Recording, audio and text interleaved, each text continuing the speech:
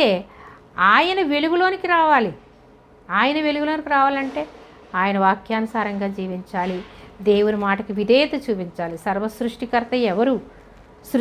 ఈ సృష్టిని సృష్టించింది ఎవరు? నన్ను పుట్టించింది ఎవరు? నాకు ప్రాణాన్ని ఇచ్చింది ఎవరు?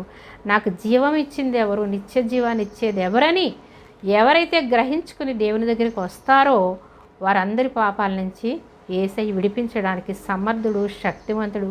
ఆయన వెలుగుతో నింపడానికి శక్తివంతుడు. అయితే కొంచెం పాపం చేసిన వాడు శిఖరం మీద ఉన్నాడు అనుకోవచ్చు, ఎక్కువ పాపం చేసిన వాడు గుంటలో ఉన్నాడు అనుకోవచ్చు. ఈ ఎక్కువ పాపం చేసిన వాడు కానీ తక్కువ పాపం చేసిన వాడు కానీ ఆకాశంలో ఉన్నటువంటి దేవుణ్ణి అందుకోగలరా? ఆకాశాన్ని అందుకోగలరా? ఆకాశాన్ని ఎక్కువ పాపం చేసిన గుంటలో ఉన్నవాడు అందుకోలేడు, తక్కువ పాపం చేసి శిఖరం మీద ఉన్నవాడు కూడా